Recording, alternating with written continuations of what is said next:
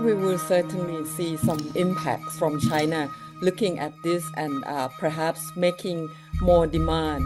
But in terms of rare earth mineral, it's Yeah. not something that can be done tomorrow. Mm. So there is still time. No one can really undermine China's Yeah. position in the rare earth because China controls almost 70% of the raw materials and 90% of the processing technology. And with the Mm. lag time of any country being able to find ways to access into that supply chain, it's not going to be easy. We now need to spell out clearly what are the 99% that we are looking at in order to understand what kind of impact we would have on each of those markets. Certainly, this would lead to an easier market access from US goods to Thailand.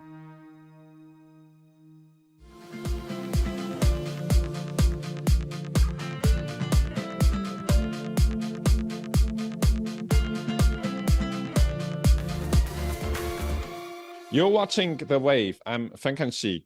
Following ASEAN Summit earlier this week, rare earth elements and critical minerals are hot topics in Thailand amid geopolitical issues between two superpowers. Thai Prime Minister has ensured that Thailand needs know-how to explore those critical minerals in the country. But will that put Thailand in crossfires between the United States and China? Dr.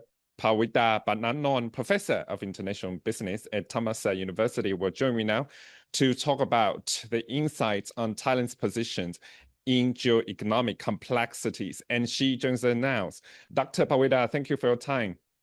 Thank you very much ค่ะสวัสดีค่ะ Sawadika Ajahn, I think this is a very critical moment for us to see Thailand's MOU with the United States on critical minerals. How will this MOU on critical minerals between Thailand and the US affect the relations with China? Do you see positive sign or negative sign? I think there are both positive and negative signs to look at.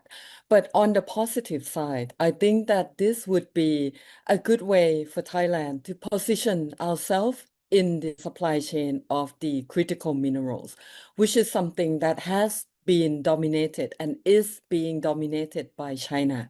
Mind you, that the critical earth, rare earth mineral supply chain is heavily dominated by China, not only on the upstream mining side, but particularly on the processing side. So right now, all countries, not just the US, but the EU as well, is looking to diversify its source of supply.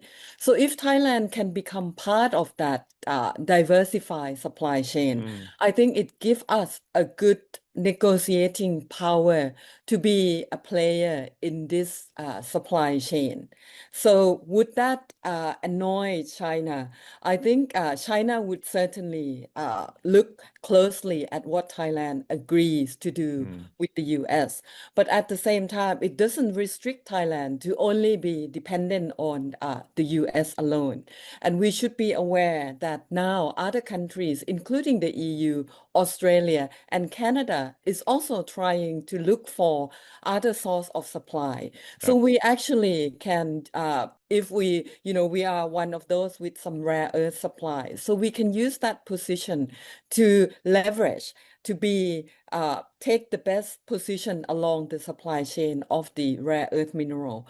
I think it allows us a good chance to get into this supply chain, but at the same time, we should also be aware of the negative potential that could affect Yeah. Thailand, particularly on issues such as sustainability and environmental concern. But that doesn't stop us from taking part. Right now, countries that are more advanced are looking at technology that are more high-tech and less Yeah. environmentally damaging. And we should be making sure that we are also not just a cheap country where cheap mining and very dangerous to environmental standard is being used on our country. Yeah, you talk about so many critical moments there that, of course, the supply chains issue, and right now, of course, sustainability there. And I have to, for the record, I have to mention that, of course, the government already say that this is just a memorandum of understanding, which is not a legally binding document between Thailand and the United States. But this is a sign for Thailand to step into the supply chain. But you understand that, of course, Japanese Prime Minister Takahashi also sent the MOU with the US on the critical mineral development there. Do you feel that, or do you envision that China, of course, is the largest trading partner with Thailand? Would that really threaten China in a way, or would we see some repercussions from China's side? I think we will certainly see some impacts from China looking at this and perhaps making more demand. But in terms of rare earth mineral, it's Yeah. not something that can be done tomorrow. So Mm, there is still time. And I think what Thailand needs to do now is to really understand what is being at risk and at stake for us and what to do to make it the best in our position. Mind you, that the US also signed a contract with other countries, and yeah. Malaysia also has some kind of agreement on the rare earth. But the US has done its homework by looking at who is doing what in which country. So, in Mm, terms of Malaysia, the US is asking Malaysia not to restrict export control because Malaysia is already involved in some level of processing activities of rare earth. So the US knows who is doing what. I think mm, now it also is a good time for us to really do our homework to understand the supply chain of this, which is very difficult. No one can really undermine China's yeah. position in the rare earth because China controls almost 70% of the raw Mm, materials and 90% of the processing technology. And with mm, the lag time of any country being able to find ways to access into that supply chain, it's mm, not going to be easy. But yeah. certainly, this would make China take a closer look at what Thailand would do from now on. And especially what you said, that 70 to 80% of holding power in terms of the supply chains, no matter from upstream to downstream there. And for the United States, the way to decoupling that to supply chains for China too. So we will see how that dynamic works, of course, in the future very soon. And another part that I think Thailand's Prime Minister Anutin already signed, another part is joint framework on reciprocal trade. One of that part that people always talk about, I think it's the high percentage to eliminate the US goods to Thailand. So how will that elimination of 99% of US goods, allowing US goods to come to Thailand's market, really impact Thailand's goods and competitiveness too? I think that is something that we should also closely monitor Mm, because the US also signed a similar agreement with other ASEAN yeah. countries, Vietnam, Cambodia, Thailand, and Malaysia. But it is only Thailand that used the word that is quite specific, that is 99%. Yeah. Other countries use a more kind of looser terms. So in that case, I think we now need to spell out clearly what are the 99% that we are looking at in order to understand what kind of impact we would have on each Mm, of those markets. Certainly, this would lead to an easier market access from the US goods to Thailand. But we also need to understand that some of this might be something that is something that Thailand has long been asked by other countries to address, such as the non-tariff barriers or the liberalization of the service sector, mm, telecom service, for example. So I think now we really have to be doing a serious homework in understanding what kind of products are being affected and who it is being affected. For mm, example, in terms of soybeans, we heard from the previous government that soybeans or something that is the raw material for animal feeds, in order to protect the agriculture and the farmers in Thailand, companies that buy feeds would have to buy up the domestic amount first before they can buy from import from the US. So these issues, I think we also have to be closely monitoring, not just what kind of measures that or what kind of market access the US product would have to Thailand, but also what kind of measures that we have to tighten up to make sure that the private sector who might benefit are also not exploiting our farmers down the value chain of many sector that we are going to have to open the market to the US Right. product.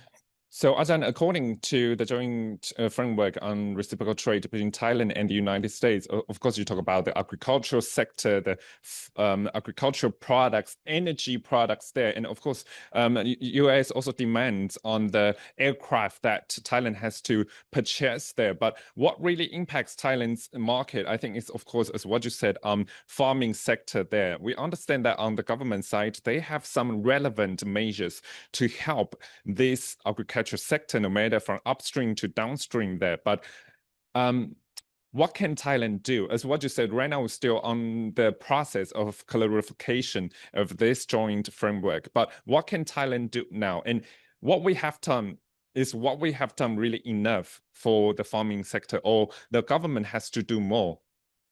I think the government should also be looking at what measures that is the role of the government.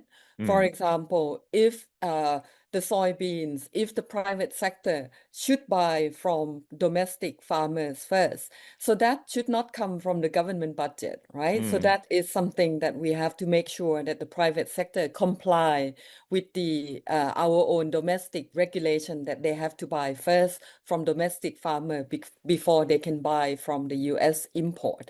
So Yeah. that is something that more of the detailed measurement assistance, what Thailand government needs to do, not just going first by paying to farmers, because mind you that a lot of farmers are also contract farmers that are supposed to sell to the private sector. So I think we also need to understand the supply chain of all these of the farm products that would affect Thailand, because for example, in some product, it might affect only kind of the high-end product like Yeah. poultry or pork, and that could be the high end that doesn't affect everyday's price.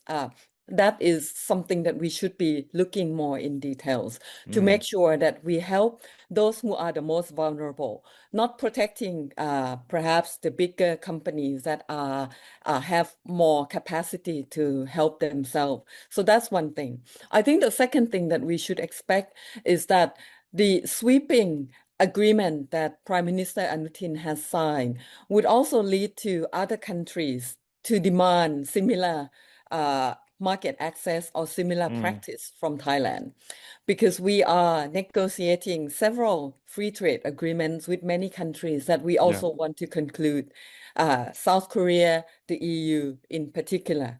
So these issues that we have signed with the US address and touch on many other sectors that those countries are also demanding. So I think that in the medium term, we should also be expecting what do we do when other countries also come to demand these issues. And some of the measures might not just affect the domestic company, but Yeah. the foreign investors in Thailand. For example, allowing the US vehicles to be imported, that would certainly affect the car companies, other investors in the Yeah. country, like the Japanese. So these are kind of measures that and impact that I think we have to be really now closely monitoring in different sectors and different value chains. Yeah, thanks to point out that the automobile industry there, because if really Thailand opens or liberates the market to the US made vehicles, there might be some disturbing effect in the market too. And as what you talk about, the FTA with Southeast Asia, Southeast Korea, and of course EU there, they might demand the same condition as the US would do. So that could be very important.